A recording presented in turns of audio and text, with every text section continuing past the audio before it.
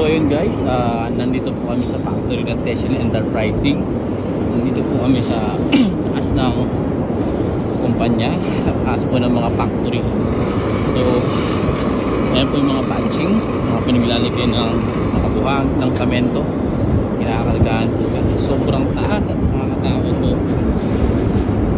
Meron po tayong skylight na dapat natin yung ilagan. Delikado, lulusot po kayo dyan, madam. Sir and ma'am. So ito po si Sir Ryan, ang aking kasama. Skip po natin na welder. Ayan, so sobrang init po dito, grabe. So, lalabas na po tayo guys. Ingat-ingat lang sa pagtapak sa may skylight. Ayan guys. Ba't sa skylight kasi po yan na content ng fiberglass. Ingat-ingat lang po. So dito, hanggang dito na lang kami. Ingat po sa lahat at sa ingat po, napakainit ang panahon. Thank you everyone. Bye.